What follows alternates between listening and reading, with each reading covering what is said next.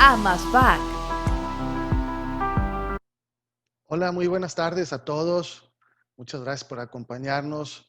Gracias al panel de lujo que tenemos esta tarde.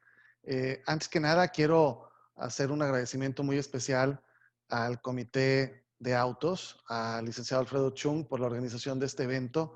Realmente es algo que ya esperábamos porque pues, los autos los aseguramos todos y hay temas como este en particular, el legal, donde nos falta mucho por conocer a muchos de nosotros, ¿no? Entonces, este evento creo que nos va a traer mucho aprendizaje y nos va a ser muy útil. Y bueno, pues esta semana estamos festejando nuestro aniversario 62 y tenemos eventos como este, muy importantes, como el que vamos a tener posteriormente con nuestros expresidentes. Y el viernes vamos a rematar con otro evento ahí, eh, social, muy padre. Así que tenemos una semana llena de con un programa muy interesante. Quiero darle un par de minutos a nuestra presidente del Comité de Comunicación y Difusión. Antes de esto, quiero agradecer al licenciado Antonio Murguía Pozzi por su participación en este evento, nuestro presidente nacional del Comité Legal. Licenciado, muchísimas gracias por apoyarnos. Y a Mónica Estrada, presidente del Comité de Comunicación y Difusión. Mónica, muchísimas gracias por acompañarnos y te pido si fueras tan amable de platicarnos brevemente acerca de la promoción que tenemos para todos nuestros agentes asociados y para que inviten a nuevos agentes. Adelante, Mónica, por favor. Gracias, Alejandro. Muy buenas tardes a todos. En especial al Comité de Autos por haberme invitado a participar en este gran evento. Y sí, como dice Alejandro, hace unos días el Comité de Membresía sacó esta campaña que se llama Supercamel Crece con AMASBAC.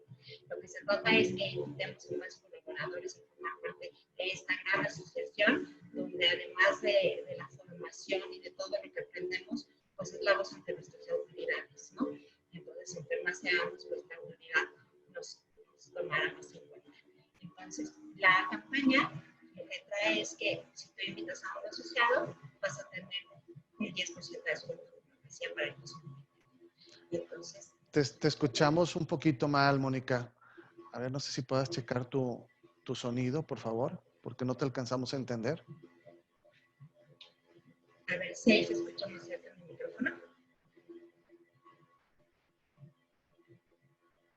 A ver, adelante. Sí, la campaña Suma, Gana y Crece con AMASBAC es por cada asociado que invites, le das un 10% de descuento. No, si el micro me dice que mejor. Se va la voz, Mónica. Batallamos un poquito para escucharte. Si quieres, lo revisamos al final para ajustar los temas de tu audio, ¿te parece? Ok. Porque no te estamos escuchando bien. Gracias, Bien. Mónica. Lo vemos en un momentito más. Y le quiero ceder la palabra a nuestro presidente del Comité de Autos, al licenciado Alfredo Chung, para que nos platique cómo va a estar la mecánica y empecemos con esta sesión. Muchas gracias, Alfredo. Adelante. Muchas gracias, licenciado Sobera. Bueno, muy buenas tardes a todos. Bienvenidos a todos a nuestros asociados a nivel nacional, a nuestros agentes no asociados, funcionarios del sector asegurador y de fianzas. Realmente es un gran orgullo dentro del marco de los 62 años tener nuestro primer foro dentro del Comité de Automóviles, el cual estamos apegados a la filosofía de AMASBAC en el Comité Nacional de Autos. Nos sumamos para generar valor, contribuyendo a la formación profesional de agentes de seguros y de fianzas, promoviendo las mejores prácticas en el mercado a través de nuestra participación activa para coordinar, organizar, motivar y estar en colaboración con la comunidad entre el sector asegurador y la sociedad. Parte de nuestro comité de automóviles, la intención es ser facilitadores del conocimiento y capacitación técnica, tecnológica y desarrollo personal y empresarial, para que los agentes asociados encuentren en la intermediación del seguro de autos una herramienta de generación de atracción de clientes y un pilar para la cultura de protección de nuestra sociedad. Realmente es un evento de gran nivel en el cual nos acompañan grandes expositores, licenciado Rigoberto Ríos, gerente de siniestros legal de HDI, licenciado Gerardo Arumburú, director jurídico de Qualitas Compañía de Seguros, el licenciado Francisco Gaitán, abogado penalista con gran experiencia en el nuevo sistema de justicia penal en México, en el cual agradezco mucho al licenciado Antonio Murguía Pozzi, presidente del comité legal, el que esté con nosotros y va a ser moderador de este gran evento, igualmente a la licenciada Mónica Estrada. Licenciado Antonio Murguía, te cedo la palabra. Muchas gracias a todos. Muchas gracias, Alfredo. Muchas gracias, Alejandro. A todos, pues la bienvenida. Muchas gracias por acompañarnos a este evento de AMASFAC, que lo hemos titulado Nuevo Sistema de Justicia Penal y su implicación hacia la operación de los siniestros de automóviles. Ustedes saben que AMASFAC siempre se ha distinguido por la calidad de sus eventos que organiza para sus asociados y estoy seguro que no va a ser la excepción. A todos ustedes les doy una cordial bienvenida a este evento. En AMASFAC, los agentes de seguros encontramos no solo eventos que nos permiten estar actualizados en prácticamente todos los aspectos de nuestra operación y de nuestra actividad afianzadora y aseguradora. También encontramos un sitio donde compartimos experiencias y aprendemos de otros agentes. Siempre también en AMASFAC, los agentes recibimos apoyos para realizar consultas o gestiones que se tienen que hacer normalmente en nuestra actividad ante autoridades o compañías. El tema del día de hoy es precisamente el nuevo sistema de justicia penal. En junio de 2008 entró en vigor una reforma constitucional de seguridad y justicia que modificó e hizo cambios profundos en 10 artículos constitucionales en materia de seguridad y justicia. 7 de estos cambios lo fueron en materia penal. Y a partir de esa fecha, con el apoyo del gobierno federal, se vino implementando el nuevo sistema a nivel nacional. En 2016, oficialmente, el nuevo sistema terminó de implementarse a nivel nacional. Y esta modificación del 2008 sentó las bases para la transición de un sistema antiguo, inquisitivo, a uno acusatorio, para la impartición de justicia en materia penal. Los cambios que se presentaron fueron y han sido y siguen siendo muy importantes. Primero, se iniciaron los juicios orales. Sin embargo, todos son los juicios orales. No todo el nuevo sistema va bastante más allá que eso. Todos estos cambios muchas veces no son conocidos ni comprendidos, quienes incluso como yo, siendo abogado, no soy litigante. Siempre es muy trascendente y es interesante e importante actualizarnos para saber de qué se trata. Con el nuevo sistema, una serie de medidas cautelares que antes no existían. Por ejemplo, la inmovilización de cuentas bancarias, la colocación de localizadores electrónicos y otros. También se diseñaron soluciones diferentes y novedosas, como son los acuerdos reparatorios, la suspensión condicional del proceso y otras. Antes era un solo juez quien decidía si te habían detenido legalmente, decidía si había pruebas suficientes para iniciar un proceso, revisaba el expediente y decidía si eras culpable o inocente. Era el mismo juez que decidía todo. Ya hacen figuras nuevas como es el juez de control y el juez del legal, que solo están presentes en la audiencia de juicio. También han cambiado las etapas del proceso. Para todos esto ha sido un cambio muy importante y trascendente para el sistema jurídico mexicano. Dicho lo anterior, ustedes pueden imaginar que el nuevo sistema de justicia ha impactado también a nuestra industria y a nuestra actividad aseguradora y afianzadora, en todos sus ramos, pero muy especialmente en la atención de los siniestros de automóviles. El tema que se ha tratado y se ha difundido entre los agentes seguros y defensas, poco. O sea, realmente por eso es lo valioso de nuestra plática del día de hoy y lo novedoso para muchos de nosotros. Es el tema de los que nos hablarán los especialistas a los cuales ha invitado el Comité de Automóviles de AMASFAC. Realmente es un honor tener expositores con un nivel de conocimientos y experiencia. Nos sentimos muy honrados por tenerlos a ustedes como panelistas y les damos la bienvenida. Los tres panelistas que nos hablarán hoy cuentan con amplios conocimientos y experiencia en el tema y me los voy a permitir presentarlos a ustedes.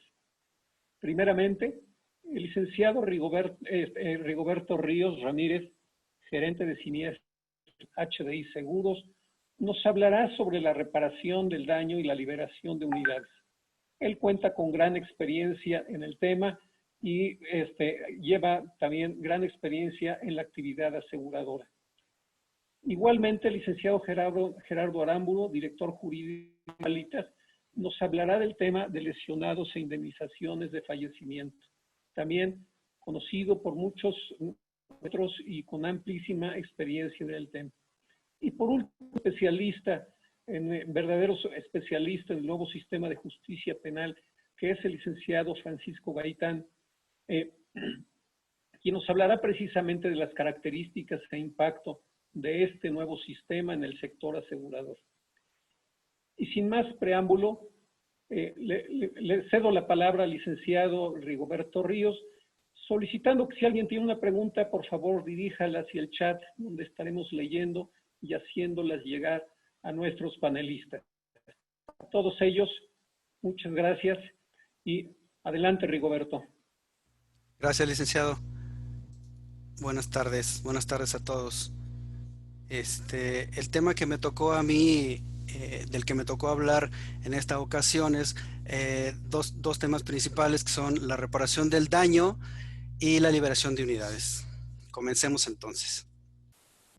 ¿Qué es la reparación del daño? Bueno, la reparación del daño, nosotros, o más bien el Código Penal, la contempla como el daño proveniente del delito que deba ser hecha por el imputado, es decir, el imputado, el responsable de haber causado ese daño, es el obligado a repararlo, dándole el carácter de una pena pública, es decir, que no se puede renunciar a la reparación del daño y es exigible a través del Ministerio Público.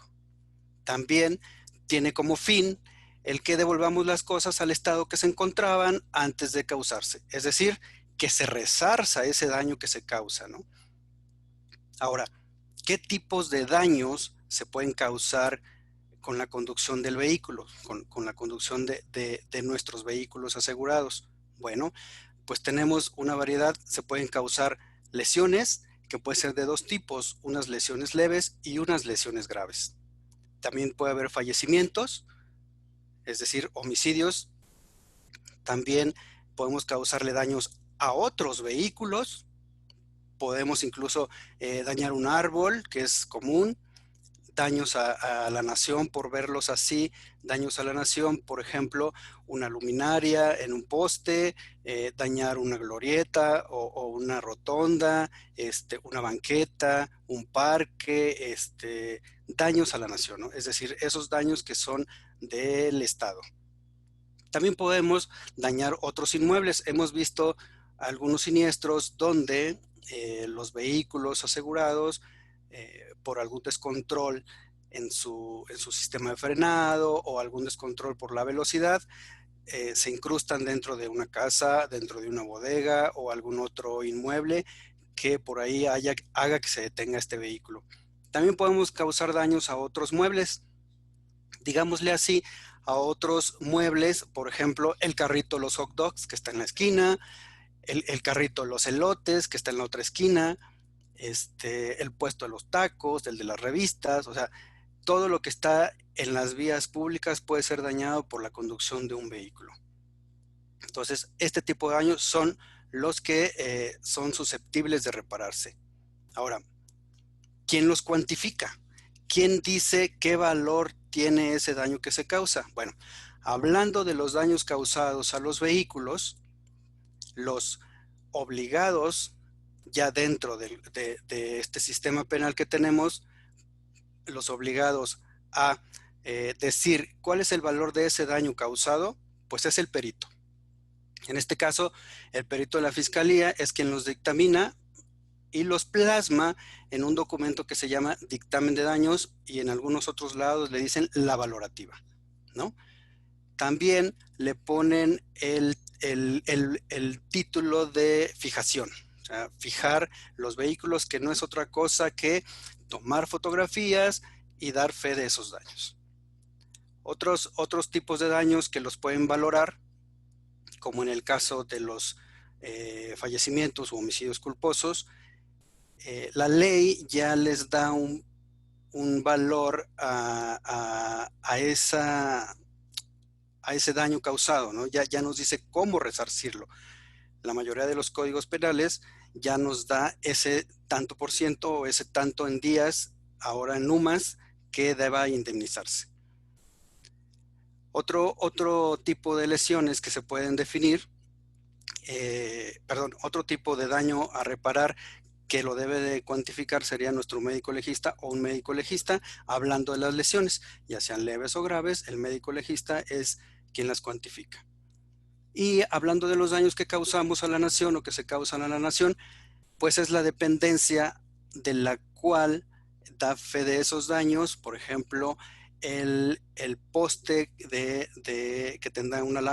tuviera una lámpara en su parte superior, pues la CFE pudiera decirnos, ¿no? O un cable, o la dependencia que se encarga de toda esta parte de la iluminación de la ciudad. O también lo puede hacer Telmex cuando tiramos alguno de sus postes, o alguna otra persona moral que sea dueña de algún bien, ¿no? Pudiera en ese caso cuantificar el daño que se le ha causado.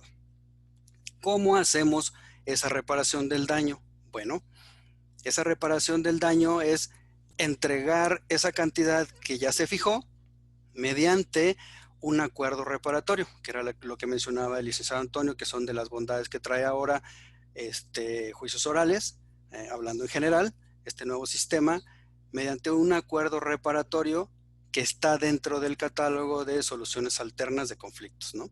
Es decir, mediante un acuerdo entre el afectado y el responsable, nosotros como compañía de seguros llegamos con la cantidad a pagar, y es así que se soluciona este conflicto mediante ese acuerdo.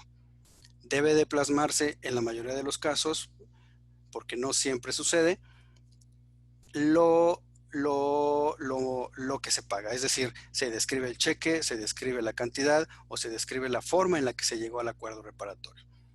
¿Qué sucede una vez que hayamos ya reparado este daño y que hayamos tenido ya este acuerdo reparatorio mediante esta solución alterna? Bueno, al final del día, con esto se termina la situación penal en la que se vio involucrado el conductor y el vehículo, ¿no?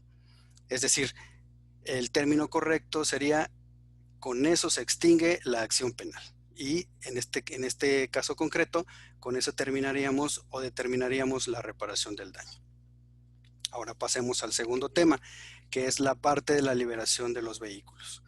¿Por qué se detienen? ¿Por qué me detienen mi vehículo si yo no fui el responsable del siniestro, ¿no? Es uno de los cuestionamientos que siempre nos hacemos o siempre nos hacen, es ¿por qué nos detienen ambos vehículos si el que me pegó fue el otro?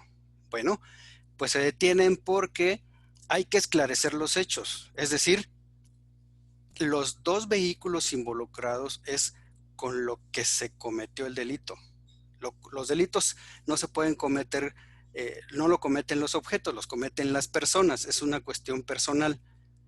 Y con lo que se cometen es con los vehículos, es decir, los vehículos son el objeto comisivo. Por eso que cuando se cita a alguien en el Ministerio Público, pues es directamente el afectado, en este caso puede ser el dueño, y tiene que ser el que manejaba el vehículo, si él no es el dueño. Entonces, deberían de presentarse ambos a la declaración. Por ahí había una pregunta que decían que por qué tienen que declarar, por qué tengo que presentarme al Ministerio Público, por qué tengo que declarar ante la policía si yo no fui, si yo no soy el dueño, ¿no? Bueno, pues es que tú como conductor del vehículo eres el que conoce los hechos de primera mano y es el que puede hacerlos llegar del conocimiento del Ministerio Público dentro de la carpeta de investigación y es el que tiene de viva voz lo que sucedió. Nadie más conoce el hecho histórico más que esa persona. Ahora, ¿qué requisitos debemos de cumplir para liberar el vehículo? Era otra de las preguntas, ¿no? Bueno, el Código Nacional de Procedimientos Penales maneja 4. Yo le incluí el quinto, que es más importante que todos los demás, pero deben de cumplirse todos, que es que no tenga un reporte de robo nuestro vehículo. Es decir, que no haya estado reportado o que no esté reportado como robado. El Ministerio Público revisa esa situación de que no esté reportado como robado en OCRA o en Repube, que no tenga esa alta en Repube, y es así que se cumple el primer requisito si no sale. El segundo es que no se encuentre relacionado con otro hecho, es decir, que no se haya cometido otro delito con este vehículo. Entonces, si se cumple que no esté relacionado con otro vehículo, con otro delito, entonces llevamos 2 requisitos cumplidos y llevamos 2 palomitas. El tercero es que se haya dado la oportunidad de solicitar y practicar los peritajes necesarios, es decir, a ambas partes. Ambas partes deberían de verificar que los daños que se están cuantificando, tanto del afectado como el del responsable, estén hechos. Es decir, que también la Procuraduría haya hecho ya la revisión de sus dictámenes. La Fiscalía. La otra es que no haya oposición fundada del tercero o de la aseguradora del devolverlo. En este supuesto, el tercero puede hacer una argumentación diciendo que no debe devolverse el vehículo de la otra parte porque lo necesita para seguirlo evaluando o para hacer una evaluación porque el daño que se le está cobrando puede ser muy alto. Y yo le agregué el quinto, que es la acreditación de la propiedad. Para mí es el punto más importante, porque la propiedad solo la puede acreditar el dueño cuando es persona física o el dueño cuando es persona moral a través de su apoderado. En algunos lados, en algunos estados, por ejemplo Guanajuato, en León, no se detienen los vehículos por un hecho laminero, digamos un hecho laminero, la colisión entre 2 vehículos. Hay unas reformas ya que nos dice que cuando estos 2 vehículos están asegurados, incluso no se debe de iniciar una carpeta de investigación.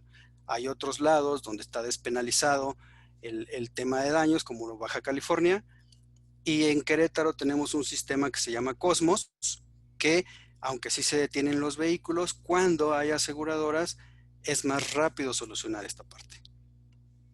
Ahora, ¿qué sigue después de que se cumplen todos los requisitos? Que ya se acreditó que no hay reporte, que no está relacionado con otro delito, que ya están los dictámenes. Bueno, lo que sigue es que nos entreguen un oficio de liberación. Y aquí vemos 2 disyuntivas. La primera, con el oficio de liberación en mano, tenemos que acudir a tránsito. Tránsito nos va a dar otro oficio directo al corralón si es que no hay que pagar primero una multa. Es decir, si nuestro vehículo fue el responsable, seguramente nos impondrán una multa por provocar accidente, como lo mencionan en algunos municipios o en algunos estados, o simplemente por estar involucrado en un accidente. También puede pagarse una multa si es que no traía la licencia, la tarjeta de circulación o alguna placa o me hiciera falta algún otro requisito para la circulación de vehículos. Es decir, tendría que pagarse primero esa multa y luego le darán el oficio de liberación o nos darán el oficio de liberación y entonces sí se acudirá al corralón o resguardo de los vehículos, donde está el vehículo, para poderlo sacar. La segunda disyuntiva que vemos aquí es que cuando interviene la Policía Federal, ahora la Guardia Nacional, el oficio que nos entregan de la Fiscalía va directo a esta dependencia. Hay que volver a acreditar la propiedad ahí, otra vez, una segunda vez, porque ya se acreditó acá con el Ministerio Público para que nos diera el oficio de liberación. Dado el oficio de liberación, hay que volver a presentarse ante esta dependencia, volver a acreditar la propiedad, y el único que lo puede hacer pues es el apoderado persona física, perdón, el dueño persona física o el apoderado en caso de las personas morales. Y al igual que en tránsito, nos darán un oficio para acudir ahora sí al corralón previo pago de la multa, si es que lo hay. Con esto, entonces, cubrimos a muy amplio, muy resumido, el amplio camino que es la reparación del daño, que tiene algunos puntos importantes, y por el otro lado, la liberación del vehículo cumpliendo con todos sus requisitos. Muchas gracias.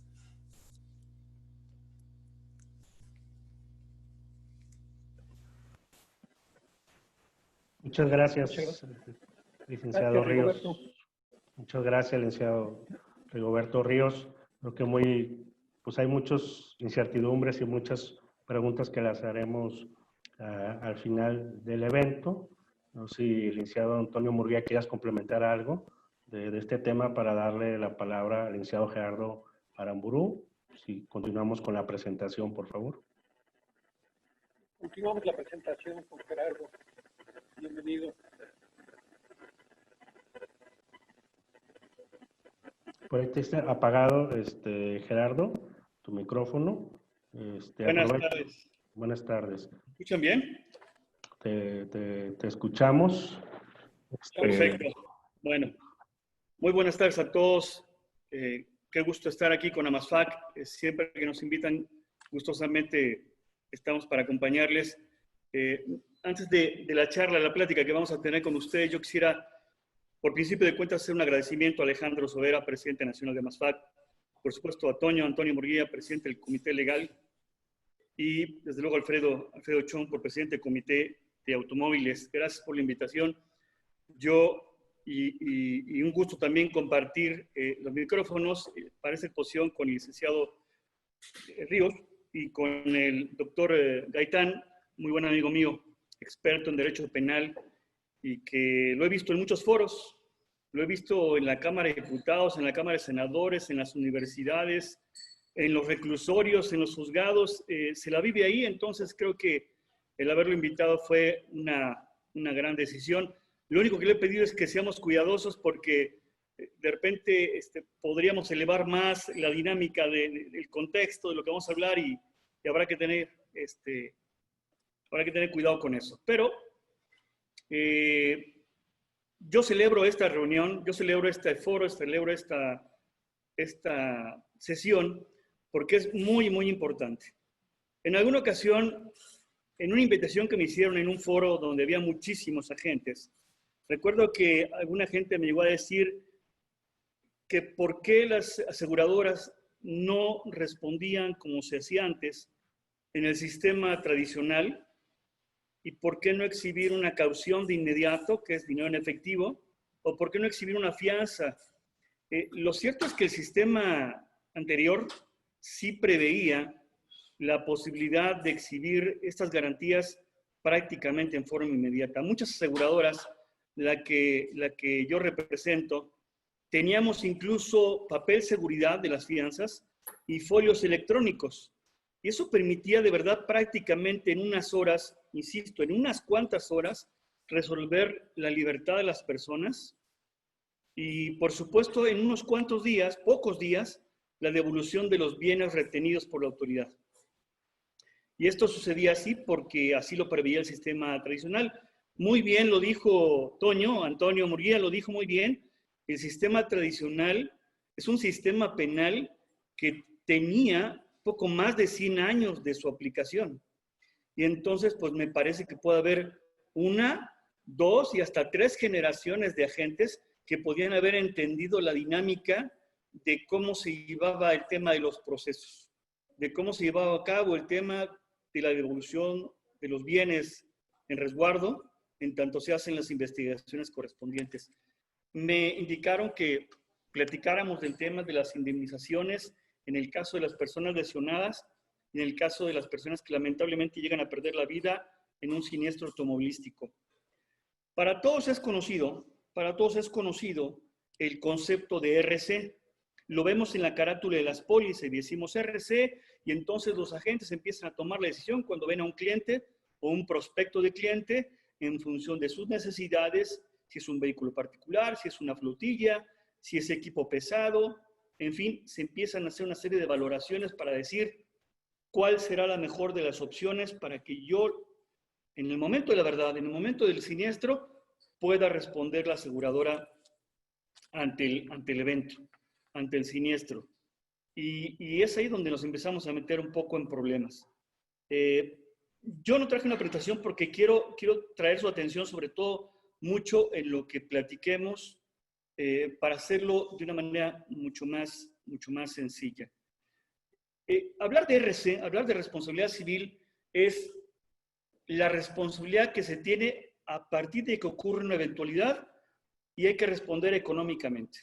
Y para eso está el seguro, para que responda por ese siniestro, para que salga y ante diversas autoridades y ante las víctimas, más que nada sobre todo, exista la posibilidad de que se resarza, se repare y se indemnice el daño causado.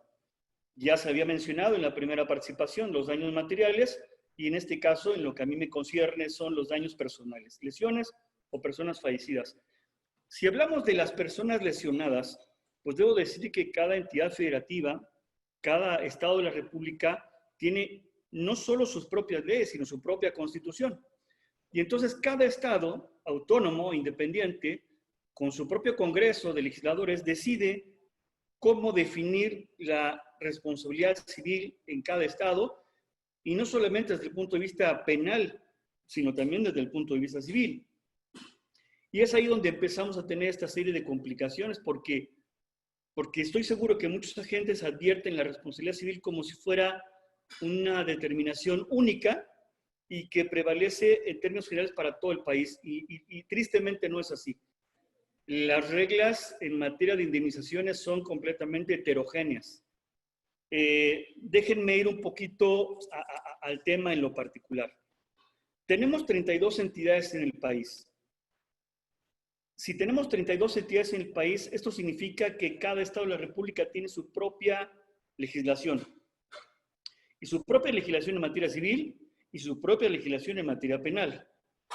Entonces, si ustedes me van ayudando con las cuentas, pues entenderán que si hay que indemnizar a una persona porque lamentablemente perdió la vida, pues todo dependerá de la situación territorial donde ocurrió el evento. Esto es una premisa que debe de prevalecer y que en ocasiones cuando se llevan a juicio, pues las personas que deciden presentar mayores pretensiones económicas al demandar al asegurado y demandar, por supuesto, también a la compañía de seguros, pues las pretensiones económicas pueden variar, insisto, de territorio en territorio. Decía yo, hablar de la responsabilidad civil tiene uno que irse a los detalles, ir de lo general a lo particular. Seguramente para muchos de ustedes les resulta familiar el hablar de la UMA, el hablar de esta unidad de medida y actualización que debiera en todo el país sustituir la definición del pago en salarios mínimos. Lo cierto es que no ocurre de esa manera, tristemente. Solamente hay 6 estados de la República, 6 estados en el país que sí prevén en su legislación civil la unidad de medida y actualización UMA para efecto de cuantificar la indemnización en el caso de muerte. Puedo mencionarlos, son 6, es Nayarit, es Puebla, es San Luis Potosí, es Tamaulipas, es Yucatán, Michoacán y, por cierto, también a nivel federal así se contempla. Esto únicamente por hablar de la UMA. Entonces, cada vez que un agente está en la decisión y en la necesidad de asesorar a sus clientes o futuros clientes, proyectos, prospectos de clientes, pues tendría que estar valorando esta situación. Es decir, ¿qué es lo que está rigiendo en el país? Si es una empresa que se dedica al transporte de diversos artículos, pues a lo mejor esa unidad tendrá que transitar no solamente una entidad, sino que tendrá que transitar a lo largo y ancho del país, o cuando menos en una parte del país, que es la zona centro, la zona norte y la zona sur. Pero debiera de pensarse, si ocurre un siniestro, ¿cuál será la regla que va a aplicar? También recuerdo que en algún foro de agentes me llegaron a decir, oiga, licenciado, si el tema es tan disperso y las reglas son tan heterogéneas, ¿cuál debiera ser la regla para poder asegurar las unidades y cumplir ante un siniestro? Y es una pregunta bastante compleja para su respuesta. Pero de todas maneras vamos a dar nuestro punto de vista porque este foro también es para eso. No solamente entender el problema en el que estamos metidos, en el que estamos parados, sino cuáles son las alternativas de solución. Déjenme detenerme un poco con el tema de la materia civil, porque en el caso de la materia penal ocurre exactamente lo mismo. Cada legislador, cada Estado de la República define la punibilidad o la pena para cada homicidio, si fuera el caso, y eventualmente la reparación del daño. También se puede modificar. En algunos estados de la República dice a un tanto del salario mínimo. En otros dice que a 2 tantos, en otros a 3 tantos, en otros a 4 tantos, en otros a UMA. Y pareciera que lejos de pensar en una salida más fácil, se va complicando todavía más. Porque yo les pediría que al salario mínimo general que puede aplicar en cada estado de la República, que es un solo salario a nivel nacional, pero puede ser a un tanto, o a 2, o a 3, o a 4, había que pensar también que hay otras reglas que tenemos que entender, como es el salario mínimo profesional. No sigue las mismas reglas, no se cuantifica de la misma forma. Yo les voy a dar la referencia en cuanto a los importes. Con mucho gusto les podría decir que en tanto que el salario mínimo general vigente al día de hoy es de 123.22, el salario mínimo profesional es de 275.90 y el salario mínimo general fronterizo es de 185.56 y la UMA es de 86.88.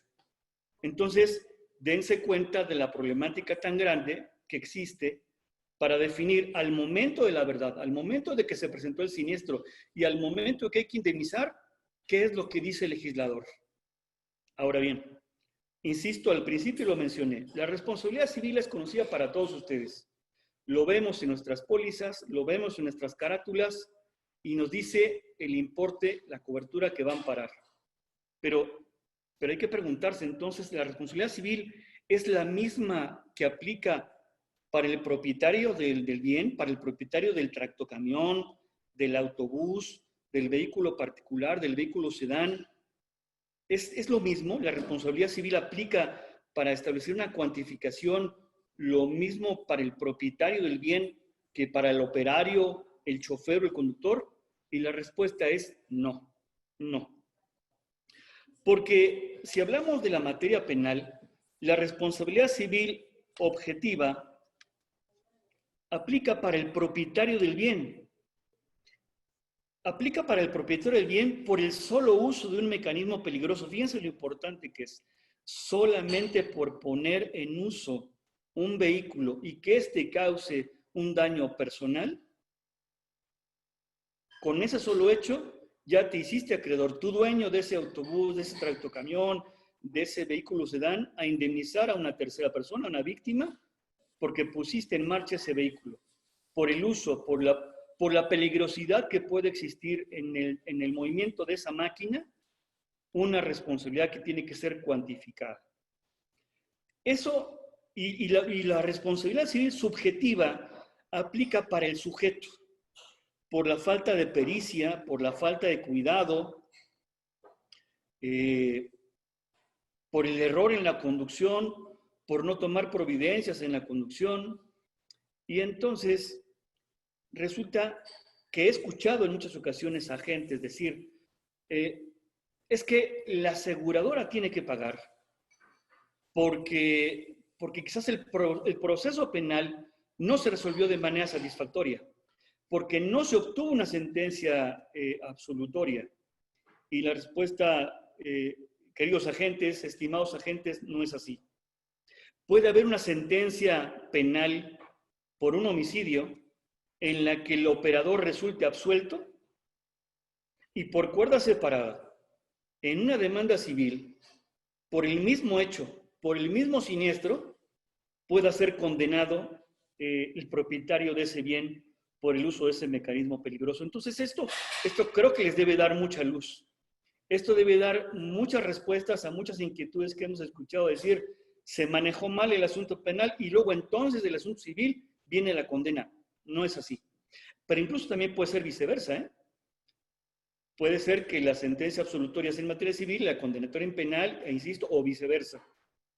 He escuchado preguntas que dicen, ¿puede aplicarse una doble condena para reparar el daño tanto en la materia penal como en la materia civil?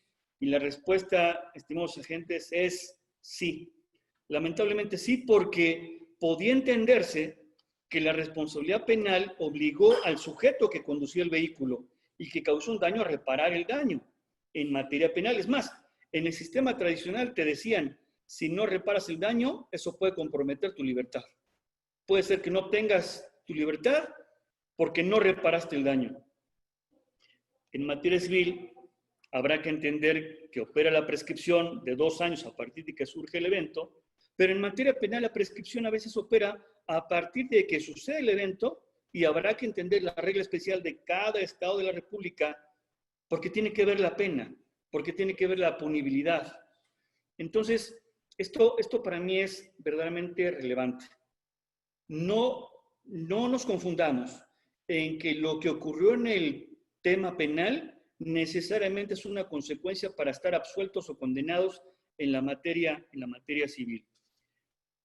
Hace rato les decía cuántas determinaciones hay para llevar a cabo la indemnización entonces por un homicidio. Si ya dijimos que son 32 legislaciones civiles y ya dijimos que son 32 legislaciones en materia penal, estamos hablando de 64 fórmulas distintas. Si a esta le sumamos la profesional, el salario mínimo profesional, hablaríamos de 65. Y si hablamos del salario mínimo fronterizo, hablaríamos de 66. Y si hablamos también de la legislación civil federal, estaríamos hablando de 67 supuestos. Y entre esos 67 supuestos, habrá que entender cuándo es salario mínimo o cuándo es la UMA. Eso lo vuelve verdaderamente complejo. ¿Qué hacemos para encontrar un poco de luz ante esto? Señores, esto es un consejo práctico. Normalmente, la única excepción es el Estado de Yucatán. Normalmente las legislaciones penales no son tan severas por cuanto hace a determinar la cuantificación de pago indemnizatorio por muerte. En tanto que en la legislación civil, normalmente, insisto, a excepción de Yucatán, las disposiciones por cuanto hace a determinar la cantidad de pago para indemnizar a una persona, en materia civil, normalmente son mucho mayores. Si tuviera este agente que en algún foro nos preguntó qué hacer, licenciado, ¿a cuál me voy? Mi vehículo, como decía el anuncio, ustedes recordarán ese asunto de Berredi, que salió un gato que decía que desde Mérida hasta Ensenada, y hay transportistas que cruzan mucha parte del país, hombre, si en Tlaxcala tengo que indemnizar a una persona que lamentablemente perdió la vida con 200,000 pesos y en Yucatán 1,600,000, pues, ¿qué hago? Yo diría, pues vayámonos al importe mayor para que ante la eventualidad estés cubierto. Es más, este no es un tema, pero va de la mano. Si habláramos un poco acerca del seguro obligatorio, este seguro que muchos estados de la República, que por cierto, 31 estados de la República sí ya lo contemplan el seguro obligatorio, tanto para bienes como para personas, y la legislación federal, por supuesto, el único estado que no lo prevé es Michoacán. Sí lo contempla como una regla para efectos del emplacamiento, pero no está dispuesto en las disposiciones legales, en sus códigos civiles, o no está previsto en una regla que regula a los transportistas como tal, el seguro obligatorio.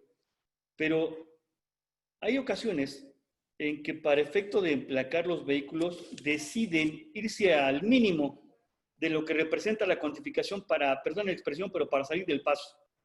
Voy a asegurar mi unidad en términos de la cobertura que me exigen y evitar que el día de mañana pueda ser sujeto de sanción o que incluso puede emplacar, insisto, emplacar o reemplacar. Entonces van al mínimo. ¿Y qué es lo que acontece? Viene el siniestro, no hay recurso con un seguro obligatorio que pueda hacer frente a las víctimas. Recuerdo que también que en alguna ocasión una empresa, obvio no puedo mencionar nombres, pero una empresa, una planta automotriz, tomó la decisión de asegurar cierto parque vehicular solamente con 750,000 pesos en RC. Justo cuando surgió el evento, fue un evento catastrófico. No había forma de responder con 750,000 pesos en la RC. Y entonces, pues el propietario tiene que responder. Y hay una situación que los agentes tienen que tener muy prevista, y casi estoy llegando al final de mi exposición, de mi charla, de mi plática. El daño moral es una consecuencia además de la responsabilidad civil.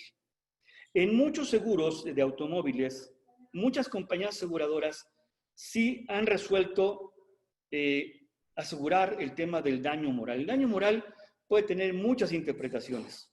Yo les voy a platicar de la más sencilla. El daño moral es la afectación que sufre una persona por la consideración que tienen los demás hacia nuestro ser, hacia nuestras personas.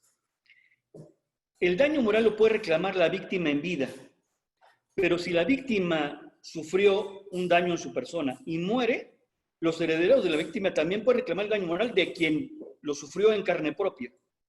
Pero las demás personas, sus familiares, lo pueden reclamar.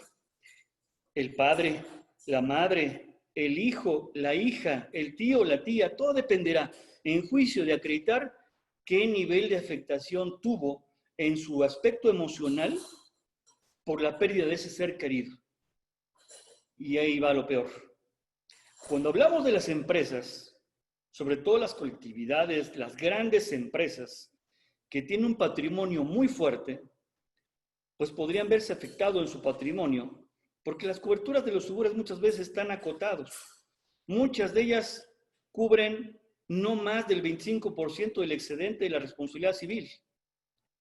Si ocurre una demanda y la sentencia es importante, el asegurado tendrá que cubrir con sus propios recursos. Estoy casi por concluir. De ahí la importancia de que los agentes busquen tener un esquema de aseguramiento en cobertura RC el mayor posible, sobre todo cuando se trata, insisto, de empresas con un parque vehicular importante. Porque el daño moral, para establecer el juez la cantidad que hay que indemnizar, toma en cuenta dos factores fundamentales. La condición económica del propietario del bien, no del que venía conduciendo, del propietario del bien, su condición económica y eventualmente la condición de la víctima. Entonces, cuando un asegurado tiene una cobertura conveniente o una cobertura primigenia inicial y una cobertura adicional o complementaria, ante un evento y ante una demanda, le permiten a la aseguradora y a sus abogados tener un margen de maniobra, no para responder por cantidades millonarias, porque una cobertura grande no significa un cheque al portador. Hay ocasiones en las que se dice, paga el importe total de la cobertura que tengo, la primigenia más la complementaria. No, así no operan las mutualistas, así no operan los seguros. Es ante la eventualidad de un siniestro, tendrás una cobertura que te permite tener un margen de maniobra para conciliar, para convenir con las víctimas. Esto me parece, amigos, que es lo más importante que podríamos platicar. Es mucha la información, el tiempo no es suficiente. Quizás nuestro querido presidente Alejandro tenga bien considerar en otro momento tener otra sesión para profundizar un poco más. Pero lo que queremos decir al final es, de verdad, señores, no nos vayamos con una cobertura limitada, porque ante la eventualidad de un siniestro, seguramente la va a pasar muy mal el asegurado, si tiene bienes con qué responder, porque habrá forma de cuantificar el poder económico que tiene para responder por demandas millonarias, y dicho sea de paso, cada vez más nos asemejamos a un sistema jurídico americano por la cantidad de demandas y la cuantificación en las sentencias. Espero que les haya sido de utilidad y creo que, insisto, salvo a la mejor opinión de mis compañeros y de Alejandro, a lo mejor esto da pie para una segunda parte. Muchísimas gracias. Muchas gracias, licenciado Gerardo Aramburu. Yo creo que es un tema que genera más dudas todavía, pero seguramente los vamos a invitar a seguir teniendo este tipo de conferencias y de plenarias. Y yo creo que seguramente hasta en forma presencial, y hacerlo regional, hacer una gira, ¿no? En un momento dado, o hacer un evento nacional. Muchas gracias, licenciado Gerardo Aramburu. Muchas gracias a todos. Antes quiero permitirme, para darle el tema al licenciado Gaitán, nada más un breve resumen de nuestros expositores, aprovechando que están aquí todos en la plenaria. El licenciado Rigoberto Ríos, que es gerente de siniestros de HDI Legal. Él es licenciado en Derecho por la Universidad de León. Tiene 22 años de experiencia en el sector. Tiene un diplomado en societario en la Universidad Americana, un diplomado en juicios orales por la Universidad Iberoamericana. En el caso del licenciado Gerardo Aramburu, es licenciado en Derecho por la Universidad Valle de México y maestro en Derecho Administrativo por la Universidad Panamericana, 31 años en el sector privado y en el sector seguros. Actualmente es miembro de la Comisión de Seguridad Pública en la Confederación Patronal de la República Mexicana, Coparmex, y pertenece al Comité Jurídico de la Asociación Mexicana de Instituciones de Seguro de AMIS, y actualmente también director jurídico a nivel nacional de Qualitas Compañía de Seguros. Bueno, nos tocará cerrar este gran evento. Le vamos a ceder la palabra al licenciado Francisco Gaitán, abogado penalista. Él es maestro en Derecho Procesal Penal, con doctorado en Derecho Constitucional, especialista en asesoría a víctimas, litigio, defensa penal, consultoría, negociación y capacitación de prevención del delito. Actualmente es alumno del curso de Derecho Penal y Comportamiento Humano en la Universidad de Castilla, en La Mancha, Toledo. Así, es miembro de la Asociación Nacional de Abogados, donde es coordinador del Comité de Derecho Penal desde el 2016 a la fecha. Y bueno, actualmente cursa el Máster Iberoamericano en la Universidad de Salamanca, España. Este es un breve resumen de nuestros expositores, cuales agradecemos mucho. Y vamos a ceder la palabra al licenciado Murguía y precisamente al licenciado Gaitán para que nos presente. Adelante.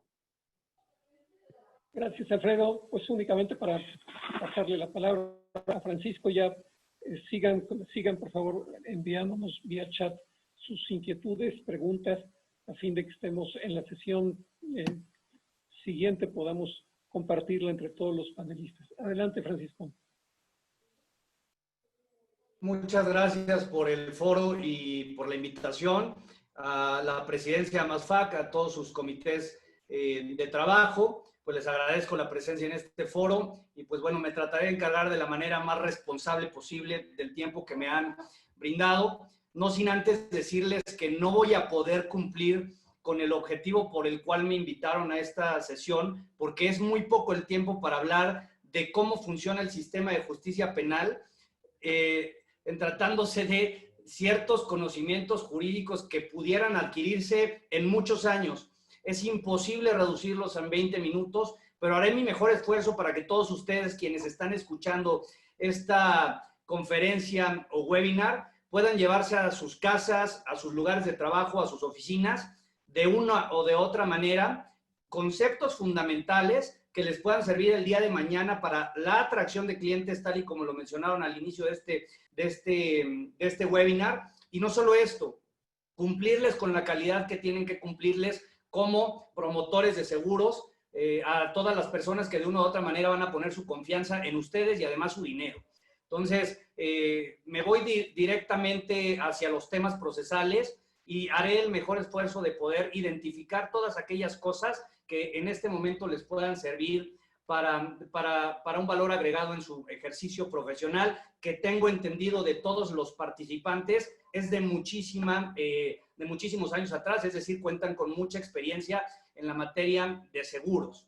Pero bueno, en principio comentarles una reflexión de Andrés Beitelman, que es un procesalista chileno, que cuando yo lo leía en uno de sus libros de Derecho Procesal Penal relacionado con el sistema acusatorio, pues bueno, compartía con él una reflexión bien padre en donde él decía que el acusatorio o el sistema acusatorio, que es el que rige hoy aquí en México, el sistema acusatorio, era una invitación a todos los abogados, nuevos abogados, que requerían ponerse a estudiar mucho más que todos aquellos que sabían dominar una serie de gestorías que ya tenían bien dominadas en el procedimiento mixto. Esto pues nos dio una gran oportunidad de crecimiento a todos los abogados que transitamos en nuestro estudio desde los años 2008 hasta la fecha, porque se acabó por completo el sistema tradicional que operaba en México, y pues de una u otra manera todos los abogados que iniciamos en materia penal más o menos en esos años, pues conocimos lo que trabajamos del sistema anterior, pero tuvimos, digamos que salimos todos viejos o jóvenes de la misma meta para comenzar a incorporar dentro de nuestros conocimientos el sistema acusatorio, que a mí me apasionó desde antes de que entrara en vigor aquí en México. Pero vale mucho la pena sí decir que tiene muchas diferencias con la forma de operar en los procedimientos penales previos. Tal y como lo decían ya anteriores expositores, efectivamente hay muchas diferencias que ahorita seré muy preciso en comentar. Pero vale mucho la pena también establecerles a ustedes como agentes de seguro una verdad absoluta. Y la verdad absoluta que les voy a decir el día de hoy es que el procedimiento penal hoy en México no es un trámite ni una gestoría. Es decir, el procedimiento penal requiere de un profesional en materia de derecho que pueda representar a sus clientes o a las personas que depositan su confianza y sus contratos con ustedes. Evidentemente, lo que requieren es una representación legal de mucha categoría. Primera invitación, todas las agencias de seguros deben de tener un área jurídica suficientemente sólida para garantizar a todos sus asegurados una representación penal de calidad.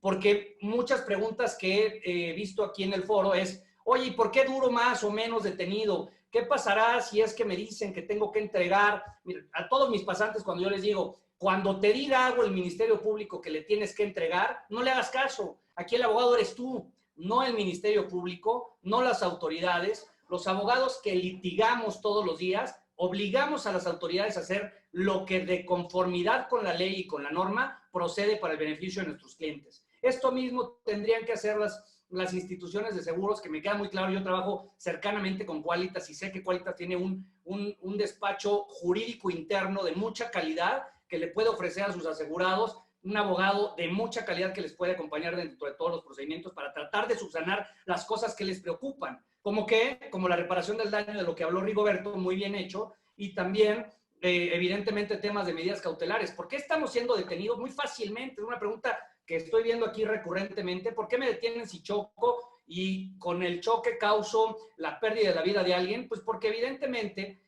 aquí se trastoca una parte en donde los seguros y el derecho tienen mucho que ver. Y tienen mucho que ver o se trastocan en lo que se denomina la teoría de los riesgos. Toda aquella persona que se sube a un vehículo automotor y lo maneja tiene un riesgo de accidentarse, tiene un riesgo de voltearse, tiene un riesgo de pegarle a otro, o tiene un riesgo incluso de ocasionar la muerte de alguien, quiera o no quiera. Y al derecho penal eso le importa muchísimo. Es decir, el derecho penal importa que tú no dañes, quieras o no quieras, los bienes de alguien más, o que tú no dañes, quieras o no quieras, la vida de alguien más. Pues evidentemente, por más que tú no hayas querido o haya sido un accidente, pues mientras tanto se investiga, resultaría muy lógico que me detuvieran tanto a mí como a mi vehículo o aquellas cosas que requiere el Ministerio Público para investigar. ¿Quién es el Ministerio Público? Y todo el mundo lo tendría que saber. El Ministerio Público no es una autoridad que nos deba de dar miedo. El Ministerio Público es un ente investigador. Es una persona que tiene como obligación investigar qué fue lo que pasó. Y para poder llegar a tener conocimiento de qué fue lo que pasó en el accidente, pues se allega de personas que pueden ser expertas en ciertas materias, como bien lo mencionaba Rigoberto, pues, y como también lo mencionó en su momento Gerardo con los temas de cuantificación de responsabilidad civil, pues se allega de peritos o gente que estudió para eso. Señores, yo estudié 6 años la carrera de Derecho, unos años más lo que sigo estudiando, así nunca he dejado de estudiar, pero pues yo estudio para eso. Yo no estudio para cuantificar daños, ni tampoco estudio para evaluar golpes, ni tampoco estudio, no, o sea, me encantará el tema de hojalatería y pintura, pero no le sé.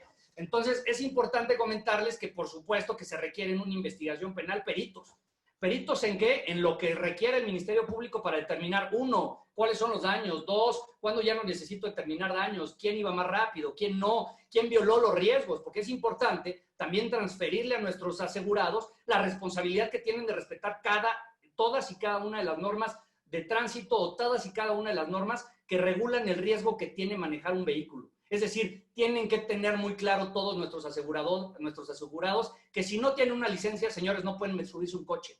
Que si quieren poner a manejar a su hijo menor de edad, pues no, señores, no pueden ponerlo a manejar. Oye, pero es que viene manejando mi novia y la verdad es que le tengo mucha confianza. Pues no se puede. Y tampoco habría que darles una u otra forma, tratar de darles soluciones para que mediante la magia jurídica digamos que iba yo manejando o iba manejando a alguien más, porque todo eso simplemente va en contra del propio contrato que tú firmaste y después no puedes exigir como cliente o no el resultado de tu agente de seguros o del despacho jurídico de tus aseguradores. Ahora, vale mucho la pena establecer que ya que se inició un procedimiento penal, pues no se trata de un trámite de ir y necesito que me liberen así de rápido mi coche o necesito que liberen así de rápido a las personas. Ya se inició un procedimiento que ni modo, tiene que atenderse bajo las formalidades que representa el propio procedimiento. De ahí la importancia que como agentes de seguros yo sé y tengo muy claro que ustedes tienen que tener constante capacitación, como lo decía el video al inicio de este foro, en todas las materias que trastocan sus contratos de seguros. Pues bueno, déjenme decirles que la materia legal es importantísima, pero ni siquiera como agentes de seguros. Esto lo tendrían que dominar como ciudadanos ejemplares, no hay más. Las normas jurídicas, la Constitución, el Código Nacional de Procedimientos Penales, los códigos penales de todos los estados están dirigidos a sus habitantes, no a los abogados.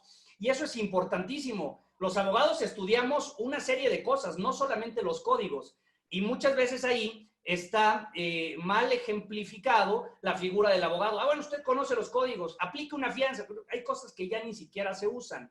Hay una pregunta que nos hacían previo al evento: ¿por qué ya no puede un abogado ir a tramitar una fianza cuando está detenido un cliente en una detención inicial ante el Ministerio Público? Pues porque el sistema cambió, reitero, a lo mismo. Era muy fácil, ¿eh? Yo con 16 años fui a sacar confianzas a mucha gente y no era ni abogado. Entonces, la verdad es que ahorita retomo a Beitelman y digo, bueno, pues valía la pena en su momento haber tenido esa experiencia, con 16 años poder haber llevado un tema de asegurar mediante la fianza a alguien, porque permítanme decirles que en ese entonces se me permitía litigar sin una cédula profesional, como una figura que se llamaba persona de confianza.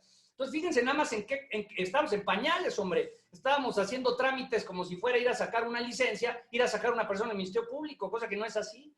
El Ministerio Público, un ente investigador que tiene una imparcialidad en su investigación, pues requiere, previo a que te libere, saber cosas que no tienen nada que ver, uno, con la reparación del daño, nada que ver con la investigación de los hechos, pero sí mucho que ver con si te vas o no te vas. Porque, por ejemplo, déjenme decirles, muy importante ustedes decirles a sus asegurados, señor, si chocas, te bajas y te echas a correr porque te quieres ir, no quieres enfrentar tu procedimiento y alguien toma nota de eso, toma video, hay algún policía que es testigo de eso, hay muchos más testigos que comparecen en el MP, perdonen, pero va a ser muy complicado sacarte porque tu primera reacción fue irte, tratar de evadir la acción de la justicia y eso va a ser muy complicado, tengas dinero o no tengas dinero, tengas un buen abogado o no tengas un buen abogado. Al derecho penal y al procedimiento penal le interesa que el procedimiento fluya. Y si una persona intenta irse, pues el procedimiento no va a fluir porque esa persona no estaba. Y el MP, cuando le pregunte, oye, y cuando yo te libere, ¿te vas a salir corriendo o vas a regresar a enfrentar tu procedimiento?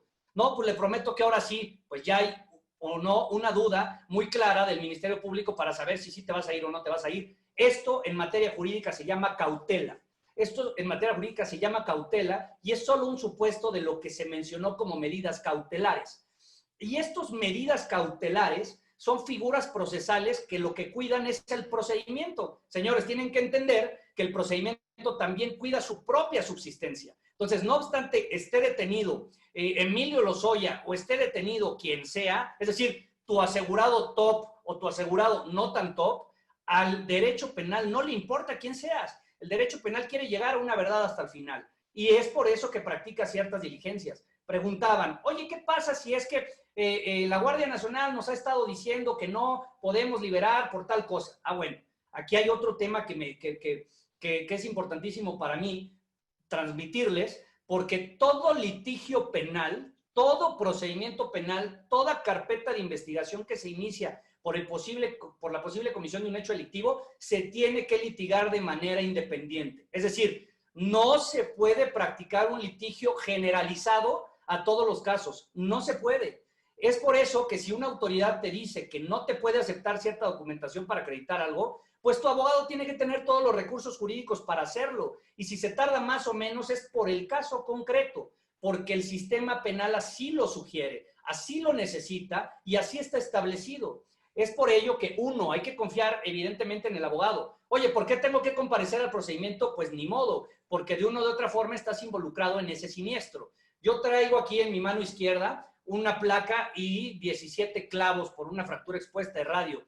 Cuando yo fui al médico a decirle al ortopedista, oye, pero es que yo no quiero que me operes, yo no quería romperme el brazo. ¿Saben qué me contestó mi ortopedista? Pues, ¿qué te digo? Lo traes roto y lo traes expuesto, te tengo que operar en este momento. Lo mismo pasa en materia jurídica, ¿eh? Si su asegurado dice, es que yo no quiero pasar más de 10 horas en el Ministerio Público, ustedes no tienen que venderle seguros con mentiras a sus clientes, por el contrario. Existe la posibilidad en un plazo constitucional de 48 horas que si estás tú involucrado en un hecho posiblemente delictivo, probablemente puedas estar 24 horas detenido. Hasta ahí, ¿eh? Y tenemos que hacer un par de defensas. La primera, para tratar de acreditar lo que mi propio contrato de seguro me solicita, para tratar de acreditar, uno, tu inocencia, dos, que no necesites pagar mucho más, y tres, que no estés detenido. Y el no estar detenido en el sistema penal acusatorio no lo representa dinero, no lo representa una fianza, lo representa una defensa estratégica relacionada con medidas cautelares. Así de sencillo. Yo, señores, no me pelaré. Tenemos muy claro el ejemplo de Emilio Lozoya. El señor, pues, no se pelará. ¿Por qué? Pues porque al señor le pusieron ¿cómo se podrá decir? Un brazalete electrónico que lo localiza donde esté. Estas cosas son para cuidar que de una u otra manera el procedimiento exista. Una cosa más, y retomo y además complemento la respuesta inicial, la exposición inicial de Rigoberto. Los daños no solamente los determina el Ministerio Público. Tenemos que entender que probablemente el procedimiento, por tratarse del caso concreto, pueda no quedarse en el Ministerio Público, tenga que transitar a una segunda fase de litigio ante un juez de control y posteriormente ante un tribunal de enjuiciamiento. Y todo esto puede ser desgastante. Es por ello que tenemos que estar muy claros que el procedimiento penal puede irse hasta donde se tenga que ir para el caso de lo que tú quieras o no quieras enfrentar, dependiendo de lo que te toque. Ahora bien, también preguntaban, oye, ¿se podrá aplicar el golpe por golpe? Por supuesto que sí. El procedimiento penal acusatorio, en principio, aunque a los abogados litigantes nos gusta ir a pelear y a litigar el asunto hasta el final, no está hecho para que lleguen todos sus asuntos al juicio. No está hecho para que lleguen todos sus asuntos al juicio. Y esto es bien importante. No sé cuántos ustedes han sido testigos en noticias o de sus propios asuntos, cuáles son los asuntos que han llegado a juicio como tal. Juicio, desahogo de pruebas ante el órgano jurisdiccional, tipo Estados Unidos, como lo vemos en las series. Es muy poquito, llegan muy pocos asuntos al juicio. Entonces, ¿por qué llegan muy pocos asuntos al juicio? Porque el sistema penal acusatorio, cuando nace en la reforma que también nos comentaba nuestro moderador Antonio Murguía en materia penal, que además esta reforma viene acompañada de dos reformas muy importantes también en materia legal, que son la reforma en materia de derechos humanos y la reforma en materia de la ley de amparo, en materia de amparo, ambas reformas constitucionales, pues evidentemente lo que hacen es poner un bloque importante respecto de derechos humanos y garantizar un poco el tema de la reparación del daño. Es por eso que el sistema penal acusatorio prevé salidas alternas o soluciones distintas a lo que pudiera ser el juicio, como lo es este caso, el acuerdo reparatorio. Les comparto, yo he chocado un par de veces y cuando choco veo los golpes, de repente veo, ya, o sea, vale más mi tiempo que quedarme ahí, listo, saco la cartera, le doy a quien le tenga que dar, porque si yo me quedo ahí, hago el trámite, les hablo, o sea, yo pierdo más tiempo y listo. Oye, Paco, ¿pudiste resolver así tu asunto? Sí, sin duda, Es más, sin siquiera llegar a que la autoridad tratara de determinar o no algo. Es decir, si las partes se arreglan en un asunto que es arreglable, de una u otra manera podemos acabar con el asunto, independientemente que tengamos o no intervención del Ministerio Público, no. Entonces, ¿qué tenemos que hacer? No sé cómo vaya yo con mi tiempo, pero voy muy rápido y apresurado porque tengo que cumplir o no con obligación que aquí me impusieron mis queridos amigos expositores, pero vale mucho la pena establecer este tipo de circunstancias para que ustedes las tengan claras, que no vamos a poder clarificarlas al 100% hoy, pero que sí podemos ir anotando estructuradamente en un documento, y yo me comprometo con AMASFAC, continuar para tratar de solucionar ciertas dudas que puedan tener ustedes como aseguradores, y posteriormente... Vamos bien de tiempo, Paco. Vamos bien de tiempo. Muchas gracias. Y que podamos el día de mañana tener muy claro lo que se le puede decir, no se le puede decir al cliente. Pero señores, no se les pueden vender de una u otra manera espejitos al cliente. ¿Por qué? Pues porque el procedimiento penal, si es que inició, ya inició. Déjenme darles un resumen muy claro y muy chiquito de lo que es el procedimiento penal acusatorio. El procedimiento penal acusatorio inicia con una investigación inicial. Esto está a cargo del agente del Ministerio Público y, como se lo explico yo a los clientes que son extranjeros, del fiscal. Si ven la ley y el orden, así mero, el fiscal. Ese señorcito que se dedica a investigar, ese mero. Este fiscal se acompaña de dos personas importantísimas para llevar a cabo sus investigaciones, de la Policía de Investigación, exactamente la Unidad de Víctimas Especiales de la ley y el orden. Y también de sus peritos. Peritos, literalmente, personas expertas en materia de, en este caso, evaluación, en este caso, tránsito terrestre, bla, bla, bla. Entonces tenemos MP, policías y peritos. Con ellos, en una investigación inicial, vamos a tener que luchar por los intereses jurídicos de nuestros clientes. Oigan, si no se pudo resolver este asunto en primera instancia, tenemos una segunda instancia. Se pasa el asunto a un órgano jurisdiccional denominado juez de control. Este juez de control está a cargo de una segunda fase del procedimiento penal que se llama investigación complementaria. En este caso, están las mismas partes, el Ministerio Público, sus policías, sus peritos, evidentemente quien resiente el daño, la persona que está siendo investigada, su abogado defensor naturalmente, el asesor jurídico propiamente de la víctima y en este caso ya un juez de control que tutelará los derechos de ambas partes durante esta investigación complementaria. Esta investigación complementaria, señores, a otra pregunta que también hicieron en el chat es, esta sí está topada en tiempo. La investigación inicial en principio no tiene un tope de tiempo. Por eso ustedes cuando dicen, oye, es que ya sí, alargó muchísimo la investigación, pues es que no tiene un tope de tiempo. Entonces, el tope de tiempo lo tiene que establecer y poner, ¿saben quién? ¿Saben quién tiene que establecer ese tope de tiempo? Sus abogados litigantes. El abogado litigante que la aseguradora les proporciona es el que tiene que hacer todas las diligencias de defensa necesarias para que de una u otra manera me liberen la unidad, cumpla o no cumpla con los requisitos que dice el código, o que si los cumpla los tengo que hacer mucho mejor, hacerlos valer, acreditarlo. Es que no me recibieron este documento, pues no sé cómo le vamos a hacer, pero te lo reciben. ¿A través de qué? Apelaciones, audiencias, amparos, lo que tengas que hacer bajo los recursos legales que te permite el Código Nacional de Procedimientos Penales, que sí es nacional, para que estos tiempos se puedan acortar. Pero importante sí decirle a tu asegurado desde el principio, ¿qué crees, señor? Esto puede tardar. ¿Por qué? Porque la investigación inicial, en principio, no tiene plazos. Esto no es una demanda de divorcio de que te presento y a los 9 días me contestas. No es así. Sino no hay como tal un plazo importante, hay que estar presionando. Necesitas a alguien así, así, así. Así como dijo Gerardo, a Paquito me lo encuentro de aquí a allá, pues bueno, así nos crearon a los abogados que nos gusta el litigio. Hay que estar ahí, todas las veces posibles y eso acortará de una u otra manera los tiempos. Ya la complementaria, pues sí tiene ciertos tiempos, el código prevé ciertos tiempos, dependiendo del delito y dependiendo algunas otras circunstancias, puede ser entre 3 y 6 meses, más o menos, la investigación complementaria. Ya que acaba la investigación complementaria, viene una fase distinta y es una fase intermedia de depuración de pruebas. Y aquí cobra mucha relevancia lo que le hicieron a tu coche mientras estuvo detenido, lo que le hicieron a tus cosas mientras estuvieron detenidas, lo que practicaron los peritos mientras tuvieron asegurado tu vehículo, porque es en este momento, en la etapa intermedia, donde se califica la licitud, la pertinencia, la idoneidad de tus medios de prueba, como lo son las periciales que se le practicaron a tu coche. Probablemente, sí, un abogado puede cometer un error al tratar de liberar un vehículo así de rápido, pero que el día de mañana, si el asunto se va a juicio y ya no se le practicaron las pericias necesarias, puedas tú perder el juicio porque de una u otra manera pues te ofuscaste y tuvimos que darle el resultado al cliente AAA, pero después, ¿qué les digo? Señores agentes, pues van a perder el juicio y después, ¿qué van a decir? No, pues es culpa del abogado. No es así. Entonces, habrá que entender sin duda la razón de ser de por qué me detienen mi vehículo. Es muy lógico. Hay que practicarle pericias muy importantes que el día de mañana pueden servirnos en el juicio. Porque así lo vamos a hacer como en Estados Unidos. se va a sentar el perito en la etapa ya de juicio ante un tribunal de enjuiciamiento, un juez de juicio oral, y se le van a hacer ciertas preguntas como ustedes lo han visto en las películas. Y entonces, si no tenemos una parte muy importante o sólida, pues de una u otra manera estamos sujetos a poder perder el juicio y pues bueno, vamos por ahí.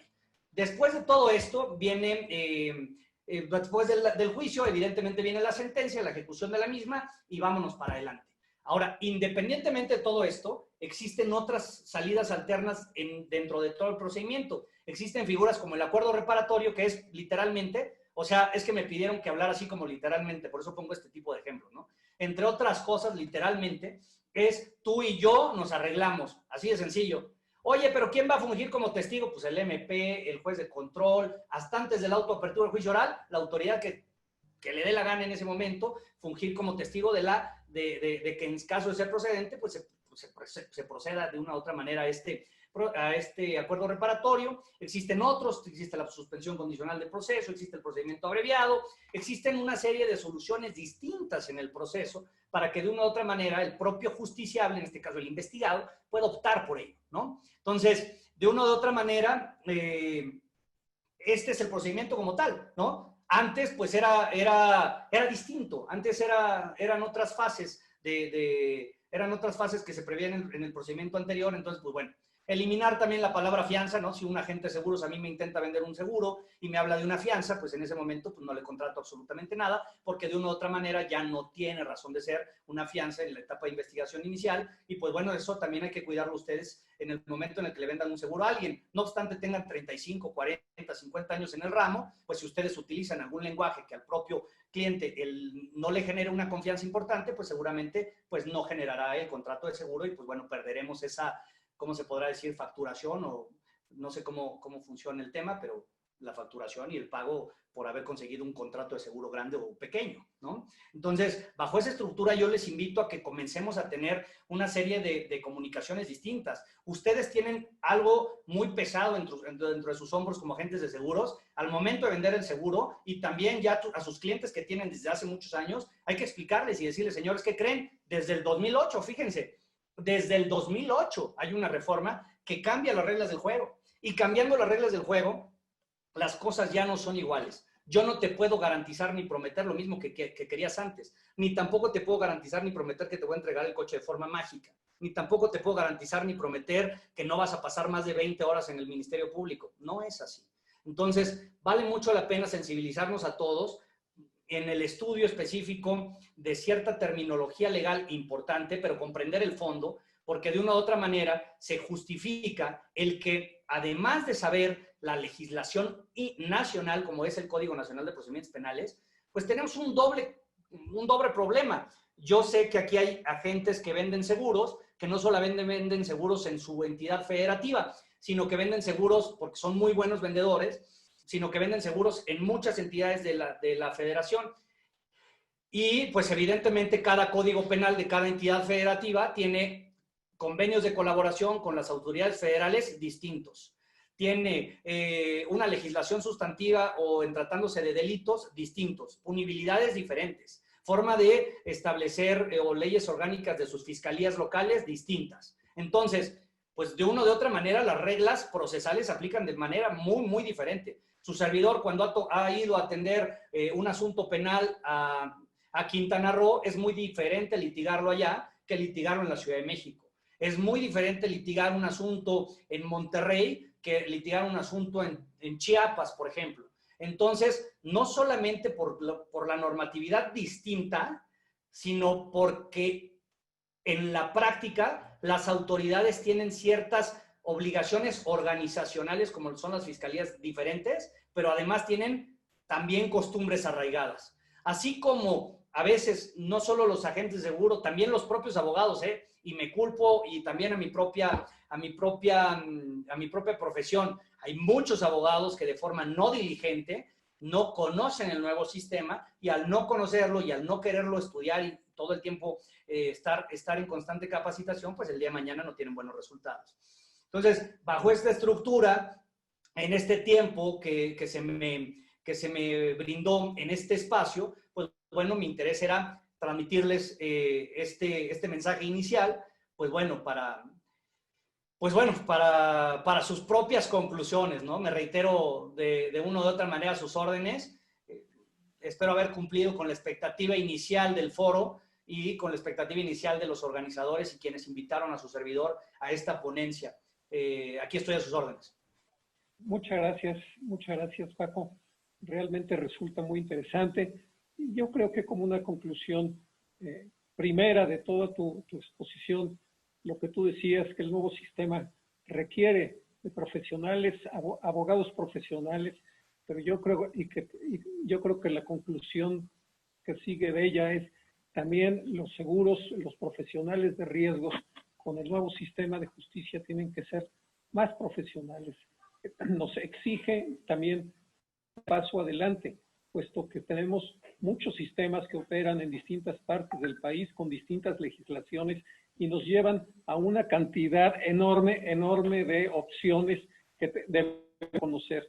Y si bien el precio hoy en día en el seguro de automóviles es la variable clave que utilizan nuestros clientes, la realidad es que no necesariamente es la que mejor le garantiza la cobertura de los riesgos, una responsabilidad nuestra.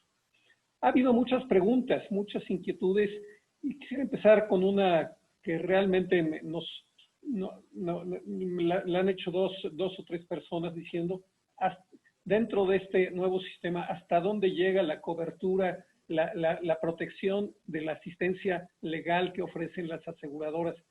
Yo no sé si, Rigoberto, nos podrías tú decir en esta primera, este primer caso.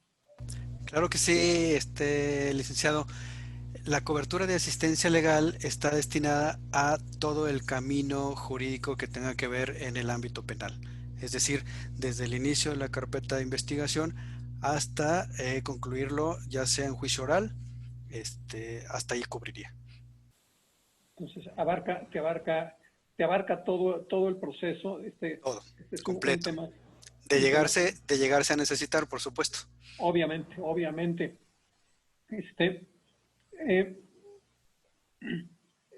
Se nos hablaba de que el procedimiento legal puede ir a varios niveles superiores, y yo, según entendí, lo más recomendable para cualquier asegurado es no pasar ni de la primera a la segunda y menos de la segunda a la tercera, sino que tratar por todos los medios influir, apoyar a nuestro cliente para que se llegue a un acuerdo, y visto desde el punto de vista de la gente, a presionar un poco a la aseguradora para que también lo logre. ¿Qué nos puedes decir de esto, Gerardo? Sí, gracias. Antes de responder esto, Toño, yo quisiera nomás abundar un poquito más en lo que mencionaba Rigoberto. Cuando se tiene la cobertura de asistencia legal, pues prácticamente es desde que inicia o iniciaba en el sistema anterior la averiguación previa, como todo el mundo la conocía, ahora carpetas de investigación, hasta su última etapa. Y perdón que sea tan reiterativo, la última. Porque si tuviera que hacer una analogía con el fútbol, perdón por el ejemplo tan burdo, pero a veces ayuda, en un proceso penal o en un proceso civil pareciera que la primera instancia, el resolver las cosas ante un juez, sería como el primer tiempo de un partido de fútbol. La segunda instancia sería como el tribunal de apelación, todavía no se resuelve. Y los tiempos extras es el amparo. Entonces, cuando uno se tiene la cobertura de asistencia legal, es todas las etapas. Incluso déjenme decirles, esto conviene que los agentes lo sepan. Puede ser que la policía ya no esté vigente. Puede incluso que un asegurado ya no esté con la compañía de seguros determinada, y aún así la obligación de la compañía aseguradora subsiste y persiste hasta el final. Es una obligación contractual que se obtuvo. No es que la asistencia legal va a cubrir en tanto esté vigente la póliza. No. Mientras sea mi cliente y mi asegurado, la respuesta es no. Es en cuanto inicie y hasta que termina la asistencia legal va por completo. Ese es el deber ser. Así debe de ocurrir. La pregunta que hacías, Toño, ¿cuál fue? ¿Me la puedes recordar, por favor, que me distraje con este apunte que hice? Estás en silencio, Toño. Sí, te preguntaba que ahora sí ya también ya. No te preocupes. Yo me meto. Creo que lo que comentaba Toño era la importancia de terminar en las primeras etapas y no tener que irte a la etapa legal, etcétera, ¿no?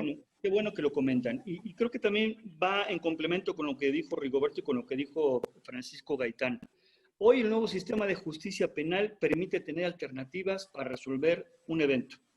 No se tiene que ir al final. Tampoco significa que la aseguradora esté empeñada y en la necesidad de llevar las cosas hasta el final para que las cosas se resuelvan. No, hoy el sistema permite tener medidas alternas. Es más, la pena o la punibilidad, incluso tratándose del delito de homicidio, ya ni siquiera a veces implica cárcel. En el sistema penal anterior, muchos estados de la República establecían que la calidad del sujeto que cometió el delito, es decir, si fuera, por ejemplo, operador de carga, pasaje o turismo, por el solo hecho de tenerlo como un sujeto con cierto nivel de expertise, provocaba que ante el homicidio de más de 2 personas ya no pudiera obtener su libertad. Hoy no. Hoy el sistema de justicia, entre las bondades que tiene, que no todo es malo, entre las bondades que tiene es que prácticamente ya el delito de daños, en muchas ocasiones, en algunos estados ya no se penaliza. El delito de lesiones, tampoco, incluso poniendo en peligro la vida de las personas, ya no es un delito grave. Ni siquiera el delito de homicidio de 1 o 2 o 3 personas implicaría ser un delito grave que implique la privación de la libertad. La persona puede estar sometida a proceso en libertad.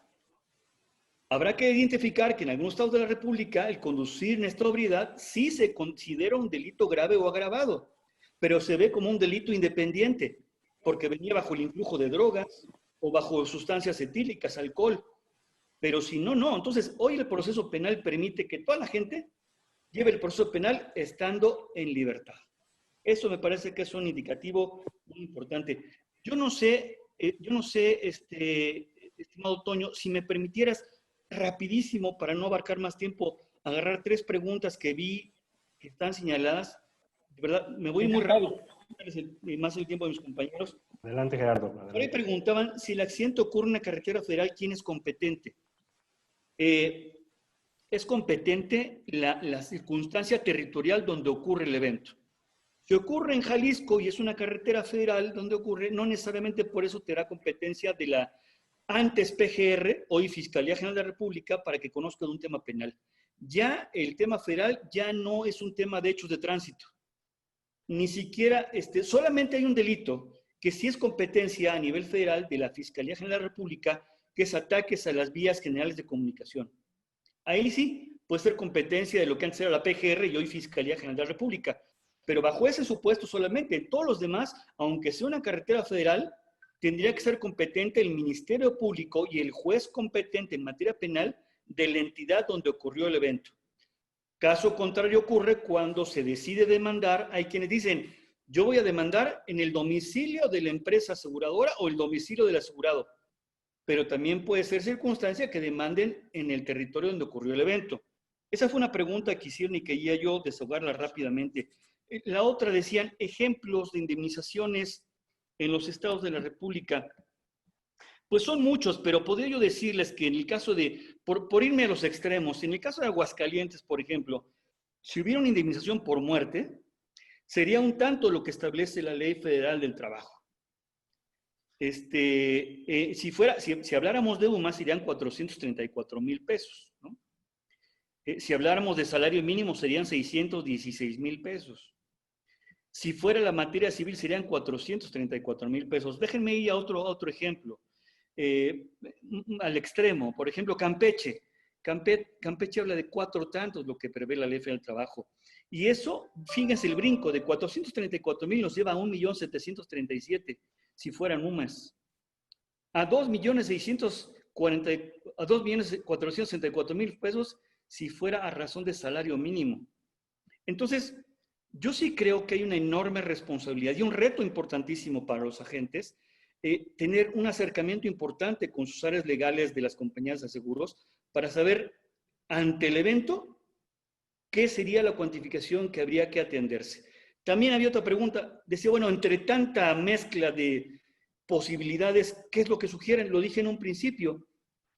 Si la legislación civil es la que contempla una indemnización en mayor cuantía, me parece que un esquema de protección que pueden ofrecer los agentes es ir al que mayor tope representa, no al que menor parámetro significa. Y concluyo solamente con una pregunta más. Decían, bueno, entonces que las fianzas ya no aplican, porque se mencionó que en el nuevo sistema de justicia penal ya ni la caución, que es dinero en efectivo, se podía ofrecer para obtener la libertad de las personas, ni tampoco la devolución de los bienes. No, por supuesto que la fianza es un producto financiero, es un producto financiero muy importante. Lo que pasa es que hoy el Ministerio Público ya no tiene la facultad de pedirlo en el término de las 48 horas. Lo que no significa que pasando las 48 horas y si la persona sigue detenida, sí se puede exhibir ante el juez de control la fianza, que es una garantía para reparar el daño. Entonces, es muy importante. La fianza sigue siendo un producto muy importante, la fianza judicial, pero ya no en la etapa inicial. Eran 4 preguntas, traté de irme muy rápido, subir algo más, con muchísimo gusto. Yo quisiera, como no la puedo escribir ahí, yo quiero hacerle una pregunta al licenciado Francisco Gaitán, si me permites, Antonio. Comentabas, licenciado, hace un momento en tu exposición acerca de los arreglos cuando de repente vemos que los daños son pocos y que en ocasiones preferimos hacer un pago y indemnizar al momento y ahorrarnos el tiempo de la participación de la autoridad, incluso del seguro. Para mí es un tema muy delicado porque nosotros como agentes, pues recomendarle eso a los asegurados es muy difícil porque si llegara a haber un daño oculto nos metemos en un problema, ¿no?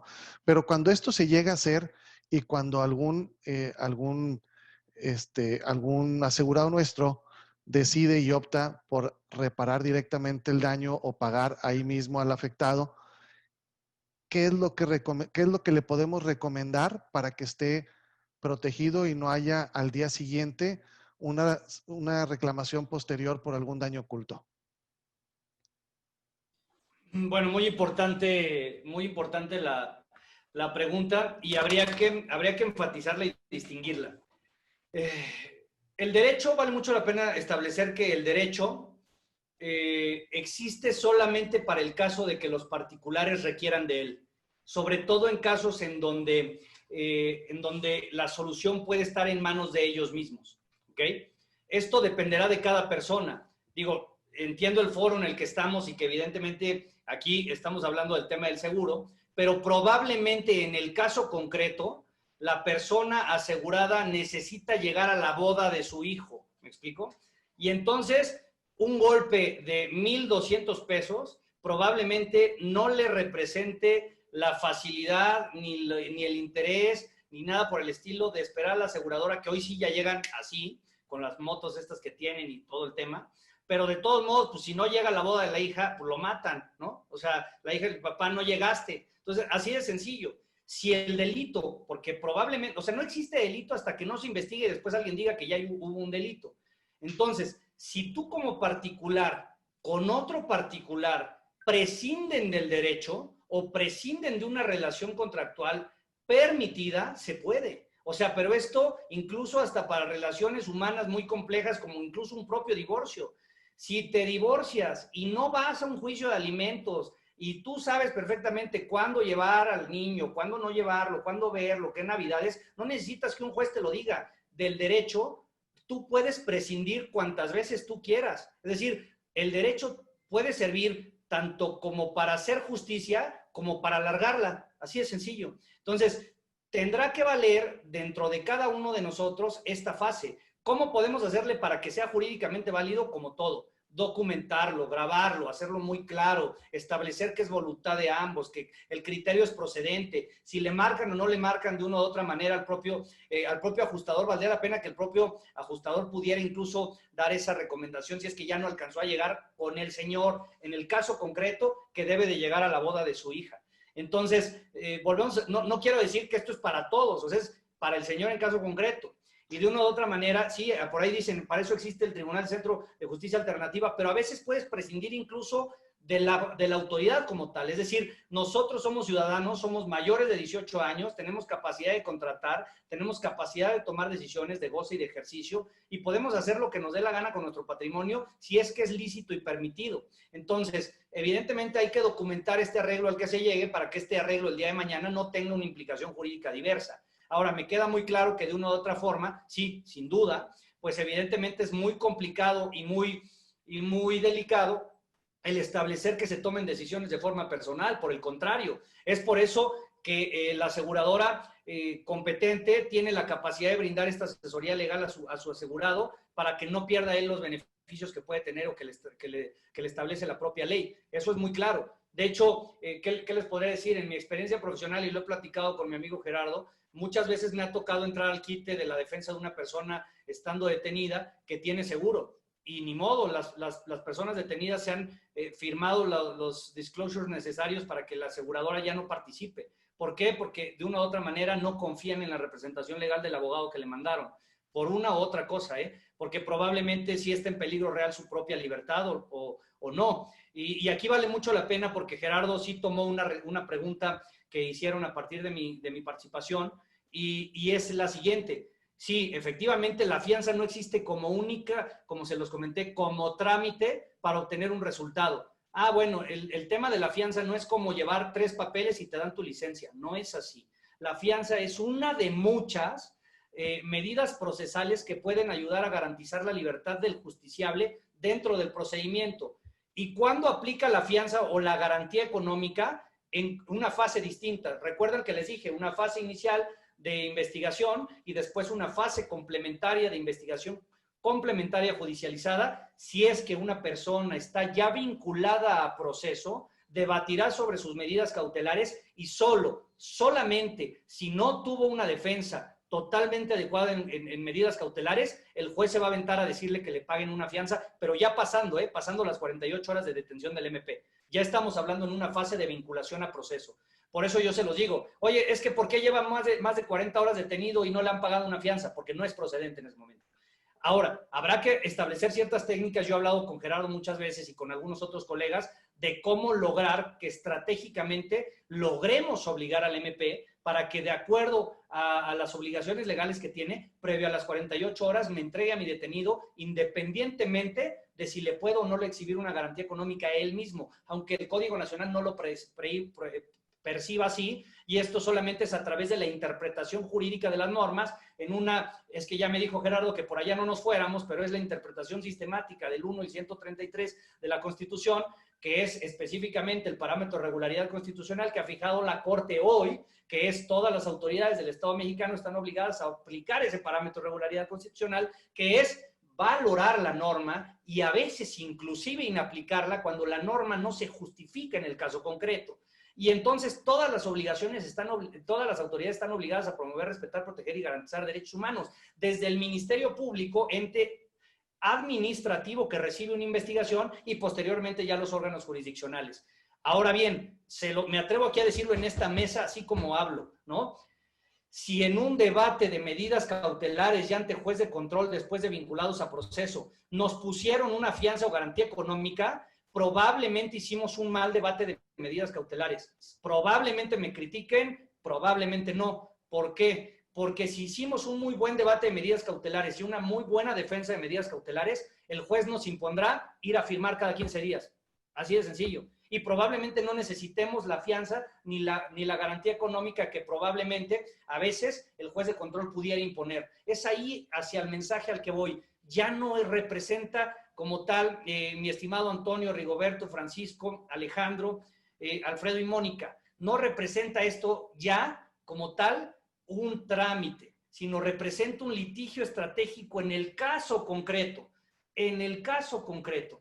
Un litigio estratégico para saber si queremos la libertad de nuestro cliente, si queremos pagarle alguna indemnización, si queremos incluso no esperar al asegurador porque se casa nuestra hija. Es decir, lo que yo intento transmitirles es, no todos los casos se resuelven de la misma manera. Habrá que cuidar a nuestro asegurado desde cualquier decisión que llegue a tomar y todas son procedentes si las sabemos cuidar muy bien. Entonces, es por ahí hacia donde quería yo transitar, estimado presidente Alejandro, estimado foro, hacia allá yo quería transitar, ¿no? No es el otorgamiento del juicio abreviado, es algo distinto, es renunciar a juicio oral, perdón, pero es que aquí lo pusieron inmediatamente después de mi participación. El juicio abreviado es algo distinto, es la posibilidad de poder reducir la pena renunciando a un juicio oral, pero ahí sí ya hay una sentencia, el juez impone una sentencia de acuerdo a los registros de investigación, los datos de prueba que estableció el Ministerio Público en audiencia, y entonces se te declara una responsabilidad y puede ser sancionado con una pena mínima reducida hasta en un tercio, o de algunos beneficios, y que probablemente puedan ser sustitutivos penales, pagas la reparación del daño y vámonos, ¿no? Va un poco por ahí, pero son diferentes tipos de cosas, ¿no? Ahorita no podemos, tendremos que hablar 3 horas del procedimiento abreviado, pero no es el caso, y va un poco por ahí. Es estratégico el litigio que tiene que aplicarse a cada uno de los casos para que podamos tener una solución favorable en cada uno de nuestros asegurados. Gracias, licenciado. Gracias, Francisco. Bueno, vamos a entrar a nuestra última ronda de preguntas y de conclusiones. Le daremos un par de minutos a cada uno. Luego le cederemos la palabra al licenciado Antonio Murguía para las conclusiones del evento y pues seguimos con el programa. En el caso del licenciado Gerardo Aramburu, hay algo que nos preguntan sobre un criterio de Quálitas para cubrir una indemnización a consecuencia de un hecho de que sufre una incapacidad permanente. No sé si Gerardo, si quieres contestar esto o algún otro tema. Un par de minutos, por favor. Es esa, y si me permiten también, si hay oportunidad como cierre. A ver, esta pregunta en lo particular es una muy buena pregunta porque hay que poner las cosas en su justa dimensión.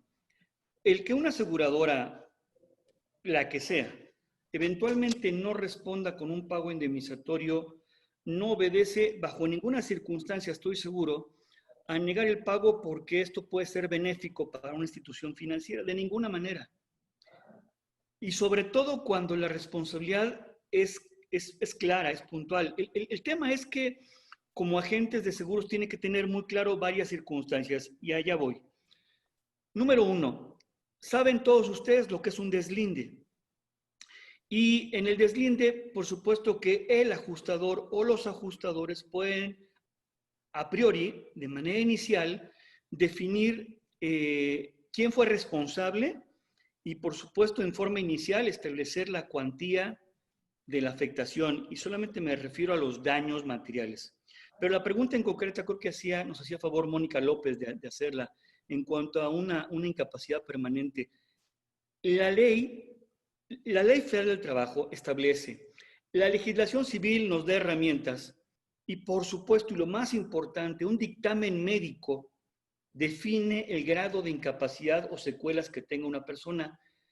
Lamentablemente, en muchas ocasiones, las personas establecen la cuantificación del daño, ya sea material o personal, no necesariamente apoyado de una determinación oficial o un dictamen técnico o un dictamen de un médico. Es una apreciación que merece todos mis respetos, pero que a veces tenemos que ajustarnos a lo que los peritos digan, ya sea un perito en avalúo por cuanto hace los daños materiales, o ya sea un perito médico legista que establezca el grado de lesión y las secuelas, porque eso nos va a permitir tener la herramienta. Ahora bien, cuando hay casos en los que no se indemniza, a pesar de que la responsabilidad es evidente, créanme que de 99 casos, de 99 de 100, es normalmente porque la pretensión económica es mayor y no hay forma de determinarla, o existe conflicto al momento de determinarla. Yo digo que mi incapacidad es total, y el dictamen médico dice que es una incapacidad permanente parcial. El grado de cuantificación para ponerle una cifra a la indemnización varía. Entonces, en razón de eso es que podemos estar atorados, ya ni siquiera por el tema del deslinde. El deslinde por la autoridad o el deslinde, un segundito Alejandro, o el deslinde por un ajustador, refiriéndome al daño material. Pero si es un daño a la persona, evidentemente que el dictamen médico es el que tiene que arrojar cuál es el grado de afectación para establecer el cuánto de la indemnización o finiquito. ¿Quieres hacer algún apunte de este tema, Alejandro? No, perdón, me da un poquito de pena y siento haberte interrumpido, pero en 5 minutos tenemos que enlazarnos con otra conferencia. Entonces, les pediré que por favor, si estás de acuerdo, Toño, continuemos con un minutito para que hagamos la despedida. Y yo me comprometo con ustedes de antemano, les agradezco y me comprometo a mandarles todas las preguntas para su posterior análisis con los contactos, por si tienen quieren dar alguna respuesta a ellas. Solamente, Sí, mi querido Alejandro, perdón, Toño, 10 segundos, no me lleva 10 segundos. Hay otro tema del que yo hablé sobre la libertad de las personas y no quisiera que el día de mañana ocurriera un siniestro y dijeran, es que el director jurídico dijo esto. No. La única forma en la que se pueda restringir la libertad de una persona, asumiendo que no viene bajo el efecto de sustancias etílicas o drogas, es que la persona que cometió un siniestro, que cometió un accidente y que le causó daños a una persona, la deje en abandono. Ahí sí implica una restricción al beneficio de la libertad de las personas. Mi recomendación es que cuando una persona tenga un siniestro y lamentablemente una persona resulte afectada y por el peligro de quedarse en el lugar tenga que desplazarse a otro sitio para que no atente contra su seguridad personal, inmediatamente tome el teléfono celular, el móvil, llame a 911, llame a servicios médicos y si el día de mañana esta persona lamentablemente pierde la vida o se compromete más su salud, él puede acreditar en un proceso legal que no abandonó a la víctima, que tuvo que retirarse del lugar porque podía comprometerse su situación personal. Esa es la única restricción a la libertad en tratándose de un homicidio o lesiones. Perdón, pero creí que era importante. Gracias. sí, Gracias, Gerardo. pues, Antonio, una conclusión para pasar una conclusión directamente a Mónica para la entrega de reconocimiento. Una conclusión general es que yo creo que el tema ha resultado novedoso, a pesar de que lleva varios años el nuevo sistema, es muy novedoso para los agentes. Nos falta conocerlo más, conocemos de siniestros, conocemos a nuestro cliente, pero la jurídica tenemos que conocerla más. Yo lo único que me felicitar a Alfredo, al comité, felicitar a Alejandro y a todo MASFAC, porque realmente este es un tema que da para mucho y yo creo que debemos de tener, seguir teniendo varios eventos con relación a esto. A los panelistas ha sido un panel realmente de lujo y les agradezco, los felicito y esperamos contar nuevamente con pronto. Sin más, le paso a Mónica para que cierre el evento junto con Alejandro. Gracias. Mónica. Muchas gracias, buenas tardes. No menos importante, aquí tenemos el reconocimiento para nuestros participantes. La Asociación Mexicana de Agentes y Seguros y Fianzas otorga presente reconocimiento a Rigoberto Ríos Ramírez por su valiosa participación en la plática del nuevo sistema de justicia penal, cómo funciona en autos. Gracias, Rigoberto. Muchas gracias por tu participación y por toda la información, Rigoberto. También tenemos para Gerardo Aramburu Adame. Muchas gracias, Gerardo, por toda la información que nos diste. Contrario, gracias a ustedes. Y al licenciado Francisco Gaitán, muchas gracias por tu participación y por la rapidísima información que nos diste. Gracias por la invitación y por aguantar mi tono y mi forma. Pero con mucho gusto, es con mucho gusto y mucho ánimo. No, al contrario, muchas gracias a ti. Y también Antonio Murguía Pozzi, muchísimas gracias por moderar este panel. Muchísimas gracias a ustedes por la invitación. Realmente ha resultado muy interesante. Bueno, muchas gracias, Mónica. Y también a Mónica, perdón, un reconocimiento a Mónica Estrada, presidente de comunicación de AMASFAC, por tu participación. Gracias, Mónica. Muchísimas gracias, nada que agradecer, al contrario. Un excelente evento, llenamos el Zoom, compartimos en Facebook Live y seguramente será el inicio de grandes foros que organizará el Comité de Autos. Muchas gracias, Alfredo. Gracias. Bueno, pues vamos a dar por concluido el evento.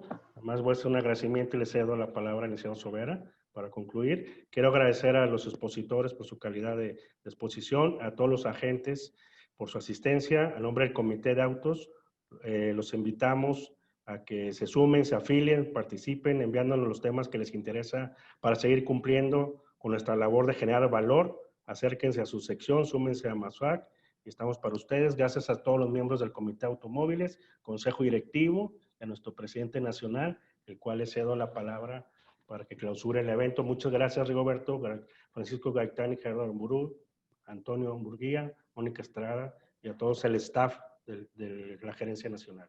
Alejandro, te cedo la palabra para concluir. Gracias, Alfredo. Y bueno, pues muchísimas gracias a todos los que nos hicieron favor de componer este panel. Yo creo que la conclusión que me queda es que estos temas tenemos que dedicarles más tiempo, ser más específicos, hacerlo por bloques. Y bueno, pues si me lo permiten, yo me pongo de acuerdo pronto con Alfredo para coordinarnos para una nueva plática. Da mucho, hay muchísimas preguntas. Creo que no habíamos tenido un evento que tuviéramos tanta participación de nuestros participantes, valga la redundancia. Así que próximamente los estaremos invitando. Les agradezco muchísimo por acompañarnos, a todo el panel y a todas las personas que nos hicieron el favor de vernos. Vamos a darle mantenimiento y seguimiento a este tema. Próximamente los tendremos enterados. Disculpen la premura, pero tenemos otro evento y vamos a tener que cortar en este momento la transmisión. Muchísimas gracias otra vez y nos vemos pronto. Vamos a continuar con el tema. Gracias, que les vaya bien. Muchas gracias a todos. En AMASFAC creamos valor para ti.